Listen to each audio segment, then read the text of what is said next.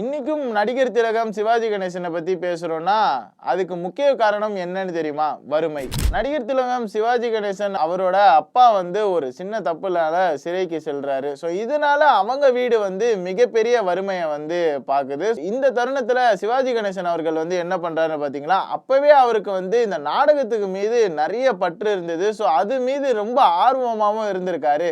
So இந்த டைமை வந்து கரெக்டா யூஸ் பண்ணிக்கிறாருன்னு சொல்லலாம். அங்க போயிட்டு நான் ஒரு அனாதை, சோ எனக்கு யாருமே இல்ல, என்ன இந்த இடத்துல சேர்த்துக்கோங்க அப்படின்னு சொல்லி தான் நாடக கம்பெனில போயிட்டு சேர்றாரு. அங்க சேர்ந்தவர் கொஞ்சம் கொஞ்சமா நடிப்பை வந்து மெருகேத்தி கத்துக்கிட்டு திரையுலகுக்கு செல்றாரு. சோ திரையுலகுல நடிப்பின் ஜாம்பவான் சொல்லலாம், நடிப்பின் பல்கலைக்கழகம் அப்படின்ற ஒரு மிகப்பெரிய பட்டத்தை வந்து சிவாஜி கணேசன் வந்து வாங்குறாரு. இதை பார்க்கும்போது என்ன தெரியுதுன்னா, வறுமையில இருந்தா கண்டிப்பா வறுமையில தான் நமக்கு முடிவு அப்படின்னு கிடையாது. சோ வறுமையை தாண்டின ஒரு விஷயம் பெரிய விஷயத்தை சாதிக்கலாம் அப்படின்ற ஒரு எக்ஸாம்பிளா நடிகர் திலகம் சிவாஜி கணேசன் அவர்கள் வந்து உயர்ந்திருக்காரு.